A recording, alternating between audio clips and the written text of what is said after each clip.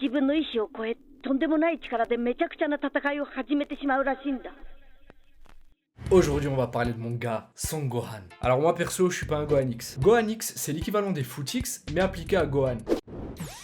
Tu sais, genre les mecs qui supportent un club que quand il est fort et qui changent dès que ça commence à perdre. Non, moi Gohan, je le kiffais au sommet de sa force, mais aussi dans les heures les plus sombres de son histoire. Et justement dans cette vidéo, on va parler de cette période Bresson. Mais avant ça, petite OP.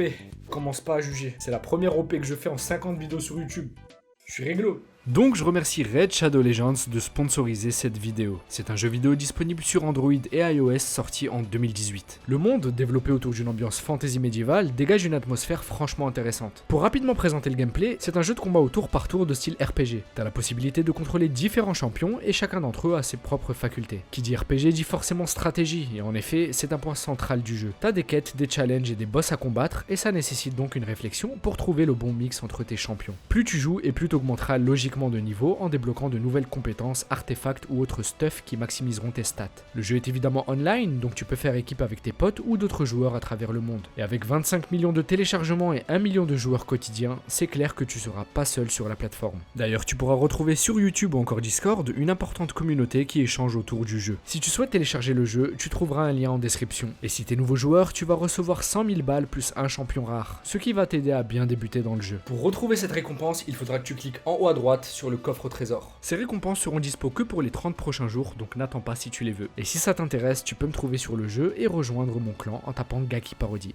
Ça c'est fait, maintenant on peut retourner dans le monde d'Akira Toriyama, puisqu'aujourd'hui on va parler de ma boy Gohan, Generic Q.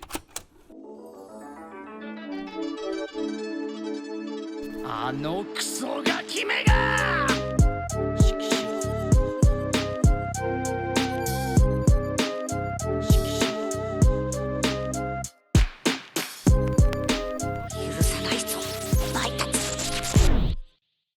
Si l'évolution de Gohan déchaîne autant les passions, c'est parce que quoi qu'on en dise, il est bel et bien le personnage principal de Dragon Ball Z, et que de ce fait, tous les lecteurs et les spectateurs se sont identifiés à lui à un moment ou à un autre. Que ce soit dans le premier opening, le premier ending, le deuxième opening ou le deuxième ending, Gohan est toujours illustré comme l'élément central de l'œuvre, et ce fait se confirme dans les 4 arcs qui composent la série. L'arc Saiyan est lancé par Raditz après l'enlèvement de Gohan, qui montrera d'ailleurs pour la première fois un potentiel énorme à l'âge record de 3 ans. Et la suite de cet arc nous sera, dans sa globalité, racontée au travers des yeux de Gohan, qu'on va suivre durant son entraînement d'une année et jusqu'au combat contre Vegeta, contre qui il sera déjà d'une aide primordiale. De la même manière, l'arc Namek suivra également le point de vue de Gohan de la recherche des Dragon Balls avec Krillin jusqu'à la toute fin de l'arc lors du combat final de Goku face à Freezer, qu'il défiera d'ailleurs dans cet arc à plusieurs reprises, dessinant encore un peu plus le grand potentiel enfoui en lui. Et c'est pourquoi par la suite l'arc Cyborg, qui ne sera que le dénouement de ce à quoi on nous préparait depuis le début de l'histoire, illustrera cet éveil final du potentiel de Gohan. Lui qui montrait une force presque sans limite à un si jeune âge, la voit enfin réellement s'exprimer et devient de ce fait le personnage le plus puissant de l'histoire, le plaçant finalement au premier plan. Et par la suite et jusque la toute fin de l'arc Buu, plus précisément jusqu'à l'éveil de la forme originelle de Majin Buu, l'histoire sera tout autant créée autour de Gohan, personnage central dont on suit la nouvelle vie. Personnage pour lequel on ira même jusqu'à créer un parallèle avec la légende arthurienne, montrant un Gohan retirant une épée légendaire bloquée dans la roche, comme si on montrait la Gohan retirant Excalibur, l'épée qui ne répond qu'à l'enfant élu, celui qui deviendra le roi de tout un peuple. Ce même Gohan qui, symboliquement, revêtit dans cet arc final la tenue de combat de son père, montrant qu'il s'ancre définitivement comme la relève sur Terre. Et donc puisqu'il est le personnage central de l'intrigue, il est donc compréhensible qu'une grande partie de la fanbase ne se reconnaissait plus dans ce personnage qui, alors qu'il était au sommet de la race humaine et de la race Saiyan, n'a pas cherché à faire croître davantage ce potentiel qui était annoncé depuis le début même de l'histoire, mais a plutôt délaissé le combat pour mener une confortable vie de famille. On peut donc logiquement se demander pourquoi est-ce que Gohan a évolué de cette manière. Qu'est-ce qui a fait qu'il ait totalement délaissé sa part Saiyan pour sa part humaine? Et à cette question, certains répondent que c'est parce qu'en réalité, Gohan n'a jamais aimé le combat et qu'il a toujours voulu être un scientifique. Alors oui et non. Effectivement, Gohan a toujours voulu devenir un grand scientifique. Cependant, dire qu'il n'a jamais aimé le combat, c'est partiellement faux. Depuis petit, c'est lui qui a tout fait pour prendre part au combat alors que Goku ne souhaitait jamais l'impliquer. Il contraint sa mère à le laisser partir sur Namek, il s'enfuit de chez lui lorsqu'il perçoit la présence de Freezer à son arrivée sur Terre, il a souhaité s'entraîner avec Goku et Piccolo lors de l'ellipse des 3 ans, et a par la suite demandé à son père d'être moins tendre avec lui dans la salle de l'esprit. Aussi, son aventure en tant que guerrier aux cheveux dorés et par la suite en Great Saiyaman montre qu'il se porte porte toujours volontaire à employer la force pour faire le bien. Et de manière plus significative lors du Tenkaichi Budokai, on peut voir l'excitation de Gohan à l'idée de participer au tournoi avec son père et tous ses amis. De ce fait, le combat dans un cadre festif semble donc être quelque chose qui lui plaît. Ce n'est pas le fait de combattre en soi que Gohan n'aime pas, c'est plutôt la destruction, notamment de la nature, des écosystèmes, des êtres vivants, les morts inutiles qui auraient pu être évitées. Et c'est ce qu'il a pu condamner, notamment durant le Cell Game. Et de l'autre côté, en cherchant une explication au fait que Gohan ait délaissé le combat, j'ai moi-même pu remarquer que beaucoup remettaient la faute sur un personnage qui, selon eux, aurait détruit le potentiel d'évolution de Gohan. Beaucoup remettent la faute sur Videl.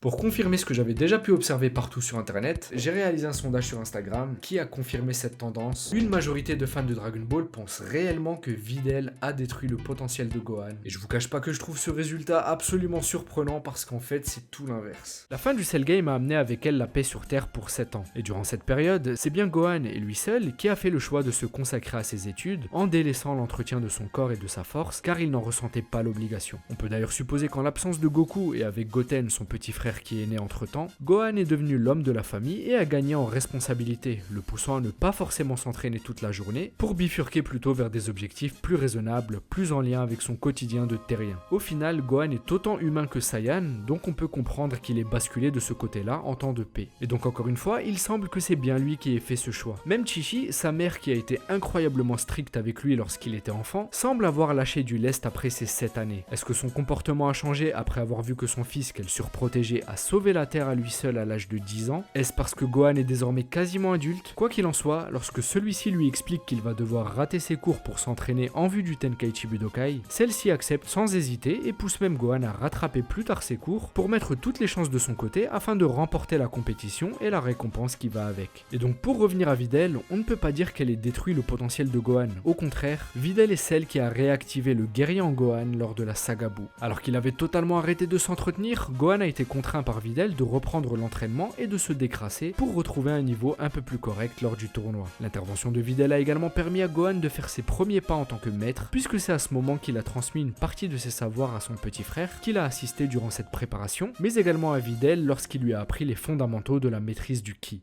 Et d'ailleurs, on peut même aller plus loin. Sans Videl, l'arc Majin Buu et le destin de toute la planète auraient pris une tournure totalement différente. Je vous explique. Puisque Videl est celle qui a poussé Gohan à participer au Tenkaichi Budokai, c'est bien grâce à elle que Vegeta a commencé à s'intéresser à ce tournoi, car il voulait se mesurer au Super Saiyan 2 de Gohan. Et c'est en apprenant que Vegeta et Gohan allaient y participer que Son Goku a demandé à revenir sur Terre pour une permission de 24 heures, le temps de participer à ce grand événement exceptionnel. C'est pourquoi si Videl n'avait pas poussé Gohan à y participer, les guerriers Z n'auraient peut-être jamais rencontré Kaioshin et Kibito. Ces derniers étaient venus sur Terre car ils avaient repéré la présence de Babidi qui préparait son plan dans l'ombre. Avec ou sans l'aide des guerriers Z, ces derniers se seraient tout de même rendus au tournoi où, de la même manière, Yamu et Spopovich étaient venus récolter de l'énergie car ils espéraient que les grandes forces présentes sur Terre et qui avaient notamment combattu Cell allaient faire leur apparition à ce tournoi. Force qui ne serait donc, encore une fois, pas venue au tournoi sans l'action de Videl. Et donc si on réécrit l'histoire, on pourrait voir cela de la façon suivante. Yamu et Spopovich, qui n'auraient pas détecté l'énergie des guerriers Z qu'ils recherchaient, auraient sans doute récolté l'énergie qu'ils auraient pu avoir parmi les participants du tournoi et seraient retournés chez Babidi. Comme prévu, Kaioshin et Kibito auraient lancé leur filature car à l'initiale, ils étaient justement venus au tournoi pour débusquer la planque de Babidi. Sauf que ce qu'ils n'avaient pas prévu, c'est que Dabura fasse partie des acolytes de Babidi. Et vu la peur qu'il a suscité à Kaioshin, de même que la manière dont il a instantanément repéré le groupe en tuant Kibito, on peut tabler sur l'éventualité que sans Goku, Vegeta et Gohan, Dabura et les autres gardiens de Babidi auraient fini par tuer Kaioshin et Kibito sans même que les guerriers Z ne s'en rendent compte. L'énergie de Gohan n'aurait donc pas été récoltée, Majin Buu n'aurait pas été réveillé si vite, mais quand bien même, les sbires de Babidi auraient sûrement continué à rassembler de l'énergie auprès des terriens, voire même de guerriers d'autres planètes comme ils avaient de toute façon prévu de le faire. On peut d'ailleurs voir que l'énergie de Gohan les a impressionnés, ils s'attendaient à récupérer l'énergie d'un puissant combattant certes, mais pas une énergie capable à elle seule de remplir la moitié de la jauge d'énergie de Majin Buu. Ce qui témoigne qu'ils avaient peut-être d'autres plans pour récupérer de l'énergie, car ils ne soupçonnaient ce n'est pas que sur Terre, il trouverait des profils comme Goku, Gohan et Vegeta. Cela aurait donc peut-être pris plusieurs années, mais ces derniers auraient tout de même fini, un jour ou l'autre, par ressusciter Majin Buu dans le plus grand secret, ce qui aurait donné une tournure totalement différente. Goku étant mort, il n'aurait pas eu de raison d'intervenir, tandis que les guerriers sur Terre n'auraient pas été préparés à affronter Majin Buu sans l'aide des Kaioshin, du Super Saiyan 3 ou encore de la fusion Métamol ou Potara. Donc tu l'auras compris, si on extrapole le tout, Videl a été plus qu'utile. Loin d'avoir bridé Gohan, elle lui a permis de se réveiller tout en offrant, malgré elle, une chance aux guerriers de sauver la Terre, un peu à l'image de son père Mr Satan qui a grandement aidé les guerriers lors du Cell Game et lors de l'arc Majin Buu.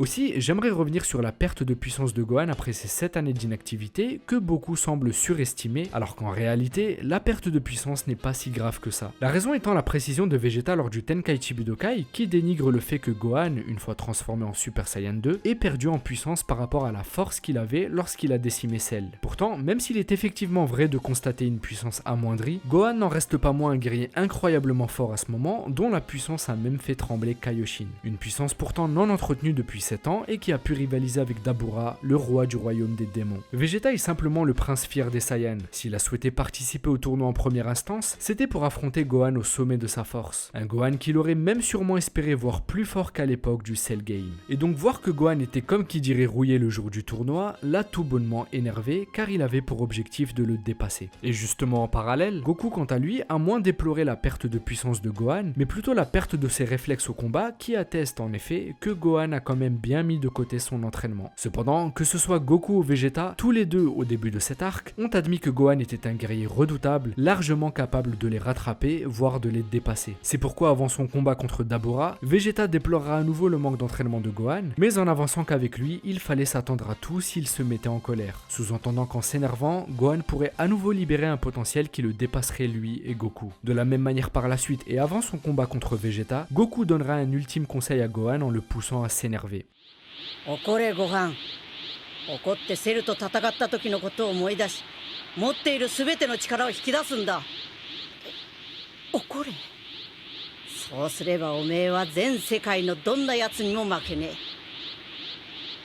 えどんな奴にもな La colère étant le déclencheur du potentiel de Gohan, Goku sait que son fils cache encore une énorme force, celle d'un guerrier endormi et qui a besoin d'être éveillé. Il lui dit d'ailleurs, et les mots sont très importants, que s'il se mettait en colère, personne dans le monde ne serait capable de le battre, lui, Vegeta, voire même Majin Buu. Et Goku étant encore visionnaire sur la force de son fils, Gohan renfermait bien un potentiel immense au fond de lui, une force qui avait juste besoin d'être libérée, une force qui a bien placé Gohan comme le Saiyan le plus puissant de cet arc final. Ainsi, après que le Rodai Kaioshin ait éveillé le potentiel que Gohan aurait pu avoir s'il s'était entraîné durant ces 7 années, celui-ci a bien surpassé de manière écrasante Majin Buu, montrant un potentiel qui allait bien au-delà de la force de Gotenks, pourtant transformé en Super Saiyan 3. D'ailleurs, Majin Buu souligne cette différence de puissance puisqu'après avoir absorbé Gohan, il s'extasie en disant qu'il est désormais plus fort que lorsqu'il bénéficiait de la puissance de Gotenks, et qu'en plus de ça, la puissance de Gohan n'était pas limitée dans le temps. Gohan est donc bien plus fort que le Super Saiyan 3 de Gotenks. Et puisqu'on a pu voir Goku incroyablement surpris de voir que Goten et Trunks avaient pu atteindre ce stade sous leur forme fusionnée en un temps si réduit alors que lui a dû avoir besoin de s'entraîner durant des années, on peut déduire que la puissance du Super Saiyan 3 de Gotenks est quasiment équivalente à la puissance de Goku sous ce stade, bien qu'on puisse suggérer que Goku resterait quand même plus fort que Gotenks, puisque plus habitué à cette forme et évidemment plus expérimenté au combat. Quoi qu'il en soit, Gohan montre ici que d'une simple libération de potentiel, il a pu surpasser les 7 années d'entraînement de Vegeta, les 7 années d'entraînement de Goku et la force de la fusion Métamol de Gotenks. C'est pourquoi avant de chercher qui est responsable de la perte de force de Gohan, il faut déjà comprendre qu'il est incohérent d'avancer même que Gohan ait un jour vu son potentiel baisser dans l'histoire. C'est juste que dans Dragon Ball, Gohan a toujours été un combattant de ce type, un personnage calme au sein duquel sommeille un guerrier redoutable pour qui sait le réveiller. Un personnage qui ne reprend go au combat seulement lorsque c'est nécessaire.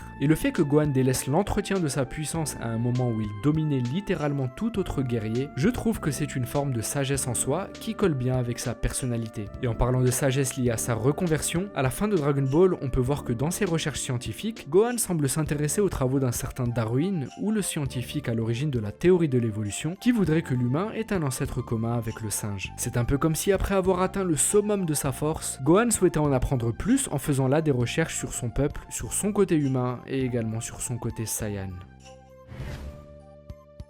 Selon toi, l'évolution de Gohan est-elle vraiment critiquable? Ou bien n'est-ce pas là simplement la meilleure version de Gohan qu'on aurait pu avoir? Je vous laisse débattre sur ça dans les commentaires. Si la vidéo t'a plu, n'hésite pas à exploser le compteur des pouces bleus et à t'abonner en activant la cloche. C'est une façon simple de soutenir la chaîne. Et quant à nous, on se retrouve très bientôt sur ce Lexogaki. Jana!